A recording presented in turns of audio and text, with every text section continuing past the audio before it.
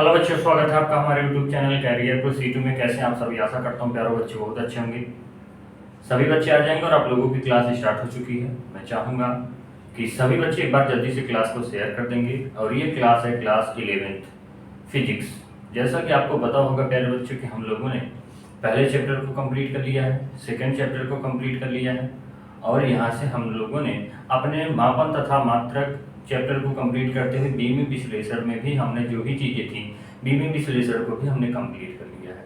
अब रही बात न्यूमेरिकल्स की, तो बीमी विश्लेषण के जितने भी बहुत सारे न्यूमेरिकल्स थे, जैसे कि हमको पता होना चाहिए, फिर सूत्र बनाना हमने सिखा दिया, सूत्र का निर्माण हो गया। उसके बाद हमने जैसे कोई चीज़ दिया हुआ है, जैसे a plus B plus C plus D by C plus T, ऐसे फार्मूला दिया होता था, उसमें आपको बीमा निकालनी होती थी, हमने यह भी बता दिया था। तो मतलब लगभग हर तरीके का न्यूमेरिकल्स हमने बता दिया था। अगर किसी भी बच्चे को अगर न्यूमेरिकल्स में प्रॉब्लम होती है तो वो क्या कर सकते हैं, व्हाट्सएप पर भेज सकते हैं, उनको सॉल्व करके भेज दिया जाएगा। और आपके लिए यह भी ध्यान रखिएगा कि न्यूमेरिकल सेशन जब चलाया जाएगा जैसे आपको, तब उसमें क्या होगा, उस चैप्टर के न्यूमेरिकल कराया जाएगा, तब थियरी नहीं कराई जाएगी। तो इस बात का ध्यान रखिएगा, ठीक है। तो अभी हम लोगों का जो चैप्टर था 3 तक कंप्लीट हो चुका था। अब हम लोग चौथे चैप्टर पर चलेंगे जिसका नाम है रेखी पथ पर गति। चैप्टर का क्या नाम है? रेखी पथ पर गति। हाँ, हम लोगों का क्लास 11th फिजिक्स चैप्टर का क्या नाम है? रेखी पथ पर गति।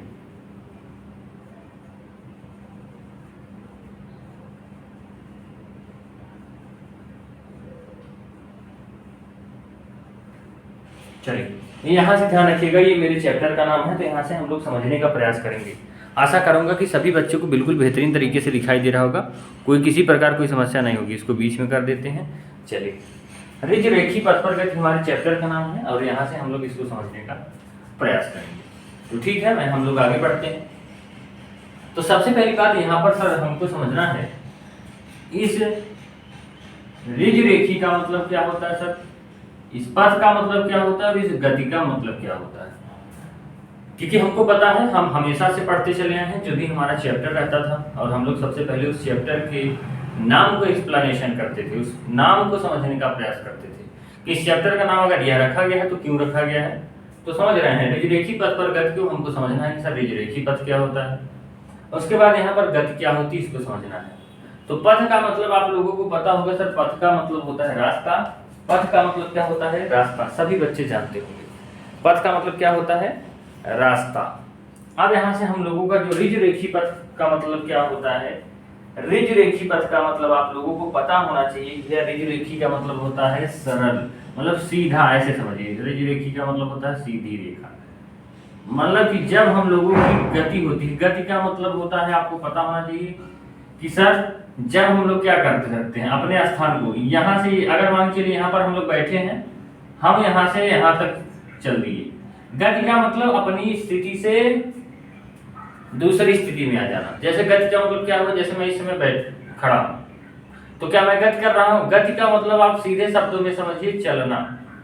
गति का मतलब होता है चलना। जैसे मैं इसमें क्या हूँ, खड़ा हूँ, और ऐसे मैं चल रहा हूँ, ये क्या हो गया, चलना हो गया। तो गति का मतलब होता है चलना। तो सीधी रेखा पर क्या हो जाए, पथ का मतलब अगर सीधी रेखा पर जब चलने की बात हो रही है तो इस चैप्टर का नाम है रेखी पथ पर गति। सीधी रेखा, इसमें हम इस पूरे चैप्टर में हम लोग जो पढ़ेंगे वो पढ़ेंगे रेखी पथ पर गति। इसका मतलब क्या होता है, सारी बातें समझने का प्रयास करेंगे। तो रेखी पथ पर गति को समझने से पहले हमको सबसे पहली बात ध्यान रखना है, ठीक है, कि रेखी पथ पर गति कितनी प्रकार की हो सकती है, आप कितनी दिशाओं में गति कर सकते हैं। समझ रहे हैं, रेखी पथ पर गति में सबसे पहली जो हेडिंग हमको पढ़नी है उस का नाम है, पहला हेडिंग है एक बीमी, उसके बाद आपको दूसरा होना चाहिए द्विबीमी,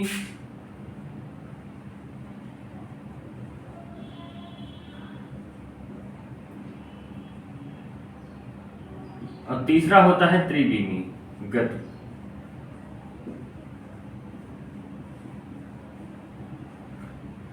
एक बीमी गति का मतलब क्या होता है, द्विबीमी का मतलब क्या होता है, त्रिबीमी गति का मतलब क्या होता है।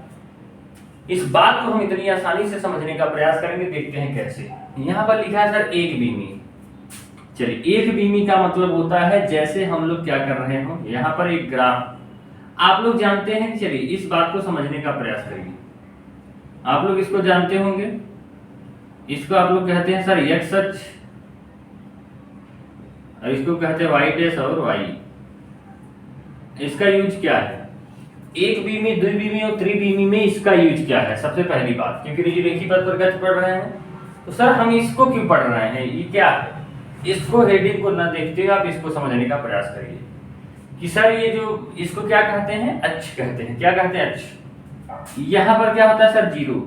जीरो से दाहिने दिशा में चलने पर क्या होता है सर? दाहिने दिशा पर चलने पर मतलब हम लोग 1 लिखते हैं, 2 लिखते हैं, 3 लिखते हैं, 4 लिखते हैं, 5 लिखते हैं, ऐसे ऐसे आगे बढ़ते हैं। अब आपको पता है सर यहाँ पर बगल में क्या करते हैं? बगल में हम लोगों को सॉरी यहाँ पर वाई डैश होगा, यहाँ पर वाई।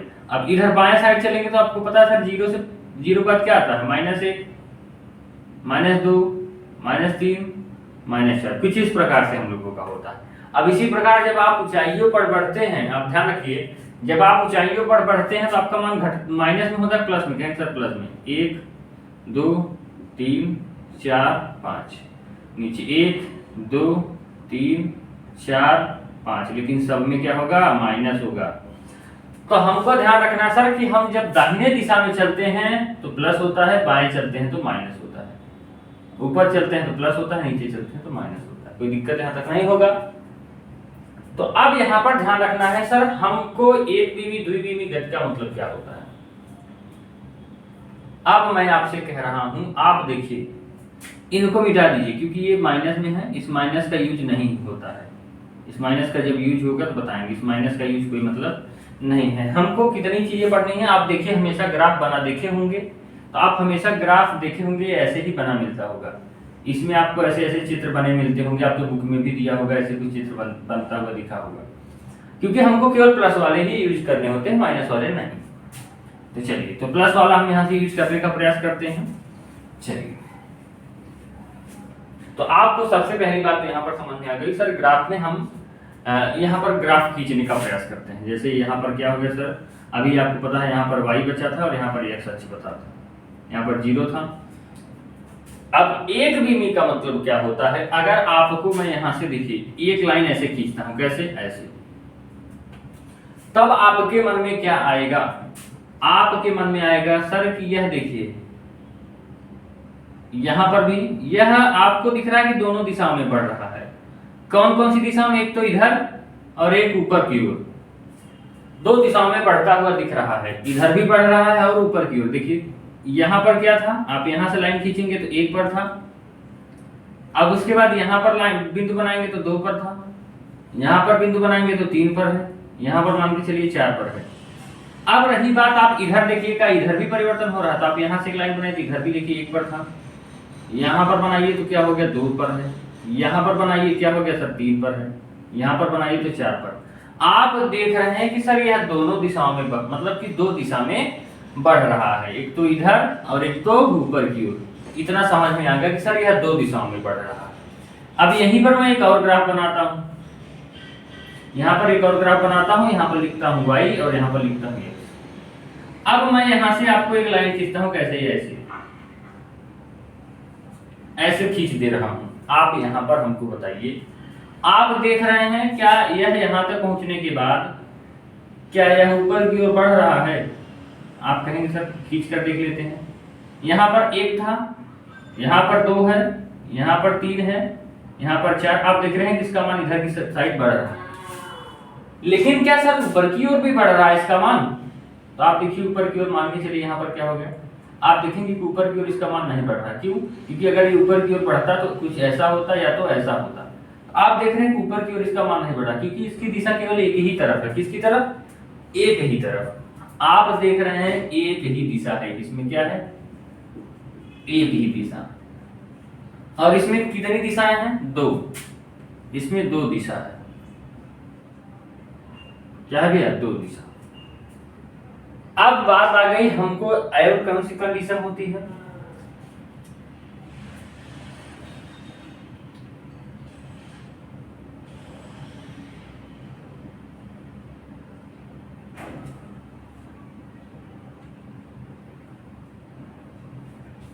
चलिए अब यहाँ से ध्यान रखिएगा, अब यहाँ से हम लोग एक चित्र बनाने का प्रयास करते हैं। ये दिख रहा है कि नहीं दिख रहा है? तीसरा कंडीशन दिख रहा है आपको?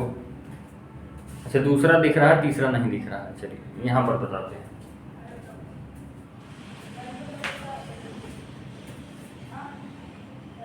अच्छा, 1 बीमी 2 बीमी थोड़ा कम दिख रहा है क्या? छोटा कर दे थोड़ा सा।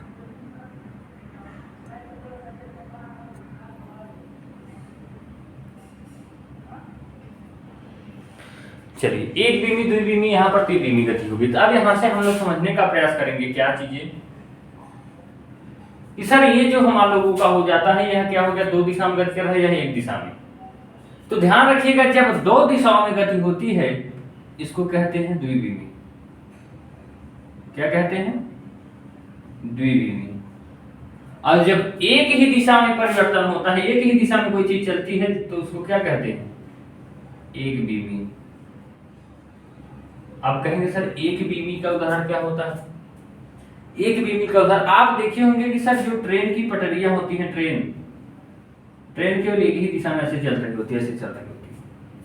तो ये क्या होती है सर? एक बीमी गति होती है। और ये कौन सी, इसका उदाहरण क्या हो जाएगा? इसका उदाहरण हो जाएगा जैसे हम लोग कोई गेंद उछालते हैं, गेंद को उछालते हैं ऊपर, ऐसे ऐसे फेंकते हैं, ऐसे फेंकते हैं। तो आपको पता होना चाहिए सर ऐसे फेंकते हैं, ऐसे तिर्यक। जब तिर्यक फेंकते हैं तो यहाँ पर क्या हो रहा है सर? ये 2 दिशाओं में गति हो रही है। अब बात आ गई हमारी सर त्रिविमी गति का मतलब क्या होता है? अभी देखिएगा, इसकी परिभाषा लिखाऊंगा मैं। एक बीमी मतलब एक दिशा में गति हो रही है। आप देख रहे हैं सीधा एक ही दिशा में भाग रहा है, केवल एक्स दिशा में। अब आप देख रहे हैं कि यहाँ पर सर यह एक्स दिशा में भी बढ़ रहा है और वाई दिशा में, इसको द्विविमी गति कहते हैं। अब बात आ गई त्रिविमी। त्रिविमी का मतलब आपको पता होना चाहिए क्या? देखते हैं। अब यहाँ से हम लोग एक लाइन खींचते हैं कुछ इस प्रकार से। ये हमारा वाई एक्सिस है और यह है एक्स अक्ष, यहाँ पर 0 होता है। अब यहाँ से हम लोग सर त्रिविमी गति का उदाहरण समझने के प्रयास करेंगे। आप देखिए यहाँ पर एक बॉटल ले लीजिए। बॉटल क्या? एक गैस सिलेंडर मान के चलिए, आपके घर का गैस सिलेंडर है या प्रेशर कुकर ही समझ लीजिए। अब इसमें पता है कि सर गैस होती है। क्या होती है? गैस। गैस क्या होगी? यहाँ जाएगी, टकराएगी, टकरा कर फिर सीधे नीचे चली आएगी, फिर यहाँ टकराएगी, फिर इस तरीके से, कुछ इस तरीके से वो गति करती है। मतलब कोई दिशा फिक्स नहीं होता है, मतलब 2-3 दिशाओं में, मतलब आगे भी आ जाती है, बगल भी चली जाती है, नीचे भी चली जाती है। तो आपको समझ में आ गया कि सर कितनी कंडीशन हो जाती है। ऐसी स्थिति को क्या कहते हैं? त्रिविमी। क्या कहते हैं? त्रिविमी। मतलब कि आपको पता होना चाहिए। देखिए आपको पता सर यह एक्स होता है और यह जेड वाई होता है, और ये बाहर की ओर निकलता हुआ जेड एक्सिस होता है। क्या होता है? जेड, तो बाहर की ओर। तो आपको पता है सर, मान के चलिए हमारा जो गैस का अणु है क्या कर रहा है? इधर भी बढ़ रहा है, इधर बढ़ेगा तो आपको पता होगा सर एक्स अक्ष में, वाई अक्ष में, और बाहर की तरफ आ रहा है, तो ये क्या हो जाता है? यह हो जाता है हमारा त्रिविमी गति। तो एक बीमी मतलब एक दिशा में गति, अगर कोई सीधा चल रहा है एकदम एक ही दिशा में। द्विविमी का मतलब सर वो दोनों दिशाओं में, एक्स और वाई दोनों में चल रहा है। और त्रिविमी का मतलब एक्स वाई जेड तीनों में चल रहा है। तो ऐसे गति के उदाहरण लिख लीजिए, ठीक है। तो आप सीधा सा परिभाषा लिख सकते हैं। एक बीमी का मतलब होता है एक ही अक्ष पर चली गई, एक ही अक्ष पर जब कोई गति होती है तो उसको एक बीमी गति कहते हैं। जब 2 अक्षों पर एक्स वाई या वाई जेड 2 अक्षों पर गति होती है तो उसको कहते हैं द्विविमी, और 3 अक्षों पर गति होती है तो त्रिविमी। अब एक बीमी के उदाहरण आप लोग लिख सकते हैं, जैसे यहां पर एक सीधी दिशा में चलता व्यक्ति,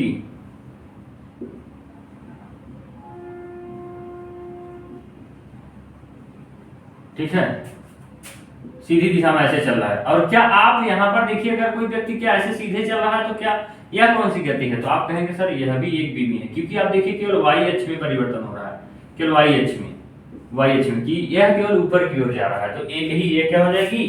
एक बीमी गति। क्या हो जाएगी? एक बीमी गति। मतलब जैसे हम लोग गेंद को एकदम ऐसे सीधे ऊपर फेंकते हैं, समझ रहे हैं, जिसको आनत तल कहते हैं। सीधा दिशा में चलता व्यक्ति, सीधी चलती हुई रेलगाड़ी एक बीमी गति का उदाहरण है। सीधी चलती हुई रेलगाड़ी एक बीमी गति का उदाहरण है। अब बात आ गई द्विविमी।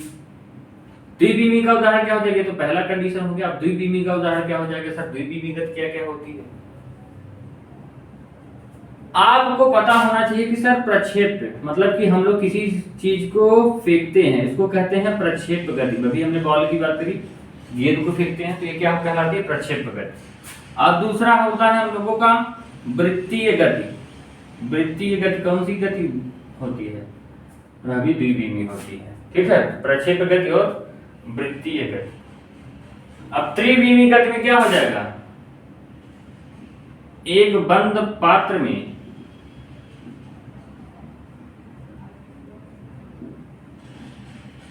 भरी हुई गैस के अणुओं का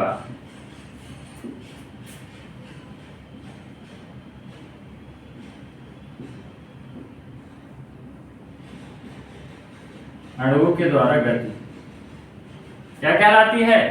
एक बंद पात्र में भरी हुई गैस के अणुओं के द्वारा जो गति होती है उसको हम लोग क्या कहते हैं? एक विमी गति। यहां तक आप लोग अच्छे से समझ सॉरी त्रिविमी गति कहते हैं। एक विमी का उदाहरण ये, द्विविमी का ये, त्रिविमी का ये। एक विमी, द्विविमी और त्रिविमी आपको समझ में आ गया है। अब यहां से अब हम लोग चल रहे हैं अगला जो हमारा जो अगला पॉइंट है उसका क्या नाम है? चैप्टर हम लोग पढ़ रहे हैं सर सरल रेखीय पथ पर गति। तो इस पथ का मतलब क्या होता है? पथ का मतलब होता है लंबाई या दूरी होता है या रास्ता होता है। तो यहाँ पर हम लोग आप समझेंगे अगली पॉइंट।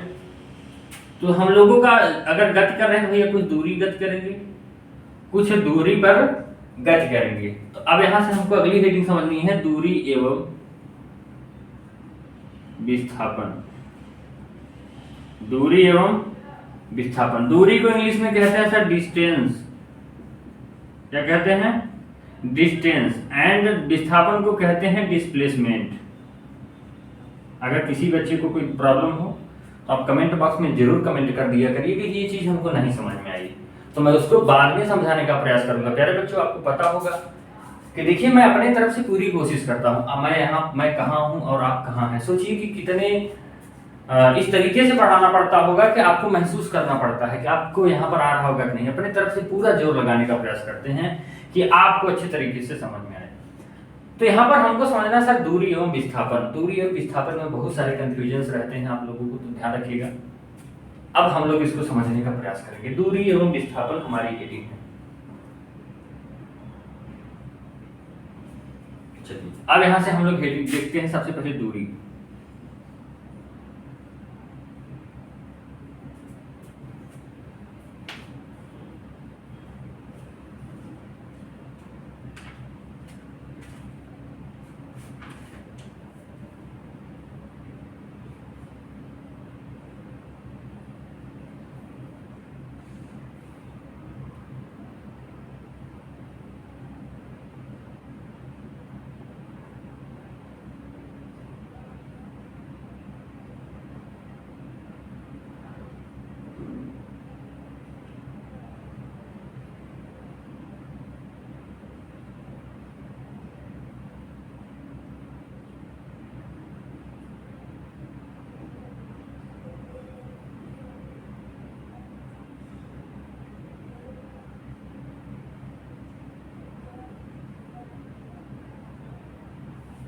चलिए दूरी की बात करें तो प्यारे बच्चों यहां पर ध्यान रखिएगा, दूरी का इंग्लिश होता है डिस्टेंस। अब आपको पता होना चाहिए कि दूरी का मतलब होता है एकांक समय में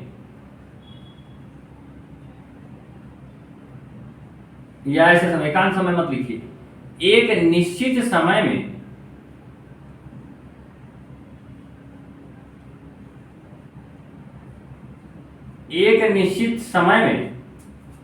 किसी वस्तु द्वारा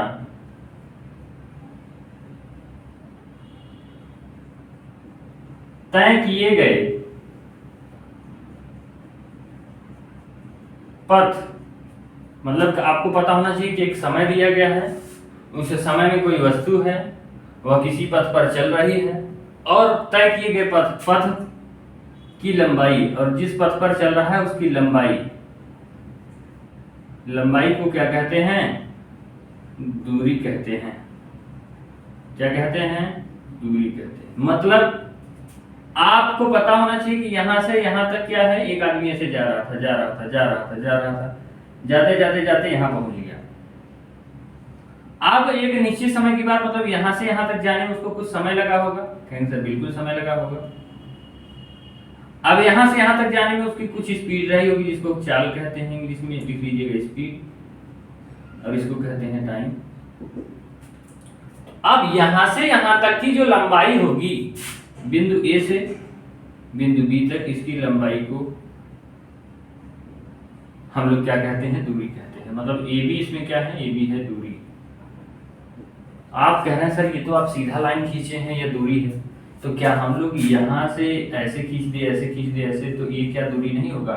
मैं कहूंगा बिल्कुल दूरी होगा। ए बिंदु से बी बिंदु तक के बीच की दूरी, तो ये अभी क्या होगा, दूरी होगा। मतलब कि आप इसकी एक और परिभाषा लिख सकते हैं कि प्रारंभिक बिंदु और अंतिम बिंदु के बीच की दूरी को, बीच की न्यूनतम दूरी नहीं, बीच की दूरी को, प्रारंभिक बिंदु और अंतिम बिंदु के बीच की दूरी को क्या कहते हैं, बीच की लंबाई को क्या कहते हैं, दूरी कहते हैं। ये परिभाषा लिख सकते हैं आप देखिए सर यहाँ पर हमको समय मिला, चाल मिली, दूरी कैसे निकालेंगे? तो दूरी बराबर हमारा क्या हो जाता है सर, दूरी बराबर होता है जो हमने जिस चाल से हम चले हैं और जितना समय लिए हैं, तो ये हमारा हो जाता है दूरी बराबर चाल गुणे समय। और चाल बराबर क्या हो जाता है, यहाँ से चाल का मान निकालेंगे तो चाल बराबर हो जाता है दूरी बटे समय, क्योंकि 3 फार्मूले बन सकते हैं इससे। और समय बराबर क्या हो जाता है, समय बराबर हो जाता है दूरी बटे चाल। तो आशा करता हूं यहां तक आप लोगों को बहुत अच्छे तरीके से समझ में आया होगा और आप लोग अच्छे तरीके से लिख भी लिए होंगे। तो दूरी आपको समझ में आ गई सर, एक निश्चित समय में किसी वस्तु द्वारा तय किए गए लंबाई को क्या कहते हैं, दूरी कहते हैं। अब यहां से हम लोग आगे बढ़ने का प्रयास करेंगे कि सर ये दूरी हो गया, विस्थापन समझाइए। तो आपको पता होना चाहिए कि सर ये दूरी हो गया, अब यहीं पर विस्थापन को भी समझा देते हैं, वरना थोड़ा सा कंफ्यूजन होगा, तब साथ दिक्कत ना हो। अब विस्थापन की बात आ गई।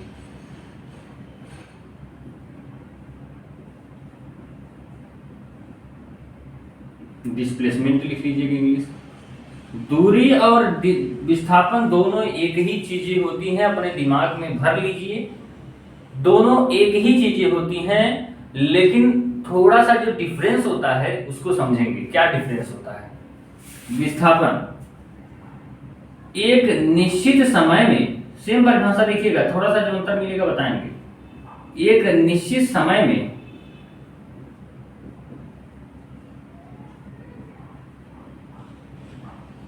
किसी वस्तु द्वारा, एक निश्चित समय में किसी वस्तु द्वारा तय किए गए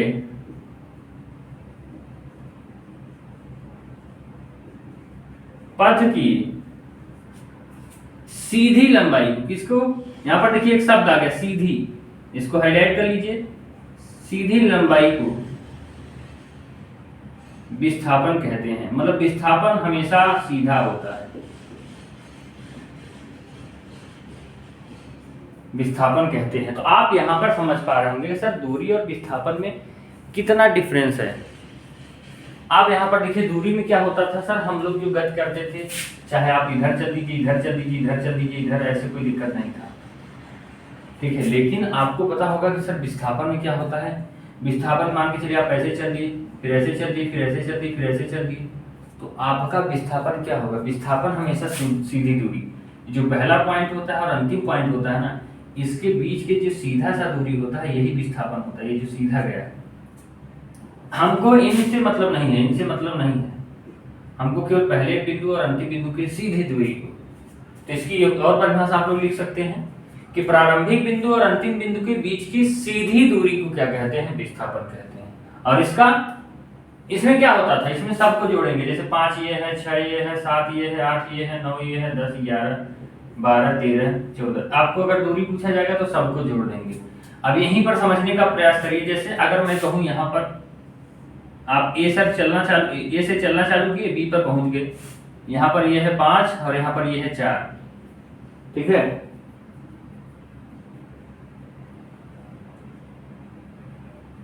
अब मैं आपसे कहूं यहाँ पर ये 5 है और यहाँ पर ये 4। अब मैं आपसे कहूं कि ए और बी के बीच में क्या करिए? दूरी ज्ञात करिए, और ए और बीच के बीच में विस्थापन ज्ञात करिए। आपको पता है सर दूरी क्या होगी, दूरी मतलब यहाँ से यहाँ तक इसको भी पूरा जोड़ लेंगे तो दूरी क्या हो जाएगी, दोनों को जोड़ दीजिए, सीधी सी बात है, दूरी हो जाएगी 5 4 9 किलोमीटर, ये हमारा दूरी आ गया, मान के चलिए। अब बात आ गई सर विस्थापन की। विस्थापन हमने कहा है हमेशा शुरू पहले पॉइंट और अंतिम पॉइंट को सीधा मिला दीजिए, यही क्या हो जाती है हमारी विस्थापन हो जाएगी। अब विस्थापन कैसे निकालेंगे, देखिए आपको त्रिभुज बनना है तो कर्ड स्क्वायर बराबर होता है लंब स्क्वायर प्लस आधार स्क्वायर। कर्ड का मान पूछा है, लंब स्क्वायर प्लस आधार स्क्वायर मतलब 5 × 5 = 25 और 4 × 4 = 16, क्योंकि 5 है तो 5 का वर्ग हो जाएगा, यहाँ 4 है तो आधार मतलब 4 का वर्ग, 25 और 16 क्या हो जाएगा, 25 6 31 10 41, करड़ी में 41 के बराबर करड़ी में 41, मतलब इसका मान आ गया करड़ी में 41, समझ रहे। तो जो विस्थापन होगा √41। आप देखिए सीधा लंबाई हो जाने से कितना परिवर्तन हो जा रहा है, तो इस बात को ध्यान रखें, ठीक है। तो विस्थापन और दूरी में क्या डिफरेंस होता है आपको समझ में आ गया कि सर जो सीधी लंबाई होती है वो क्या होती है, विस्थापन होती है, जो दूरी होती है उसमें सबको जोड़ लिया जाता है। तो क्लास 11th वाले आप लोगों को अच्छे तरीके से समझ में आ रहा होगा सर दूरी क्या होता है, विस्थापन क्या होता है, समझ रहे हैं। अब आपको अच्छे तरीके से समझ में आ गया होगा। अब इस दूरी और विस्थापन के बाद हम लोगों को आ जाता है गति। गति के प्रकार में क्या हो जाता है, गति।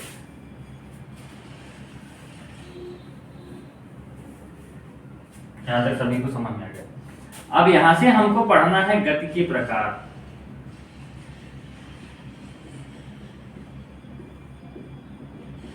क्या पढ़ना है, गति के प्रकार,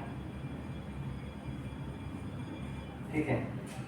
गति के प्रकार नहीं, आप ऐसे हेडिंग समझिए, ऐसे समझिए, एक समान गति व असमान गति, मतलब कि आप कभी भी ध्यान रखिएगा, एक समान गति या तो आप एक समान चलेंगे या तो असमान गति से चलेंगे। अगर आप कभी भी गति करते हैं,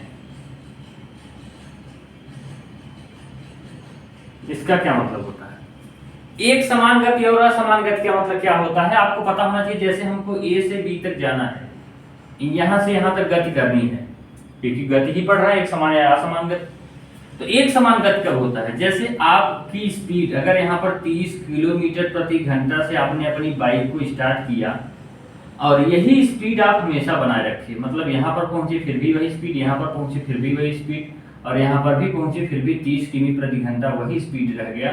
तो ऐसी स्थिति में हम लोग इसको क्या कहते हैं सर, एक समान या एक समान गति। ऐसी स्थिति में हम लोग कहते हैं एक समान गति। अब बात आ गई सर असमान गति। असमान गति का मतलब क्या होता है सर, जैसे यहाँ पर हमारी स्पीड थी 30 किमी प्रति घंटा और यहाँ पर पहुंचे, यहाँ पर हो गई 40 किमी प्रति घंटा और लास्ट पहुंचते पहुंचते यहाँ पर हो गई थी 40-50 किमी प्रति घंटा, या फिर रुकते हुए रुक रही है तो यहाँ पर हो गई भैया 5 किमी प्रति घंटा, ठीक है। तो ऐसी स्थिति में हम देखेंगे कि ये क्या हो जाती है हमारी असमान गति। समान गति में क्या होता है कि सर स्पीड हमेशा क्या होता है, समान होता है, स्पीड क्या होता है, समान होता है, और असमान में क्या होता है, स्पीड हमारा समान नहीं होता है। तो आशा करूंगा असमान गति और एक समान गति को क्या कहते हैं, एक समान गति को इंग्लिश में कहते हैं यूनिफॉर्म मोशन। क्या कहते हैं, यूनिफॉर्म मोशन। असमान गति को क्या कहते हैं, नॉन यूनिफॉर्म मोशन।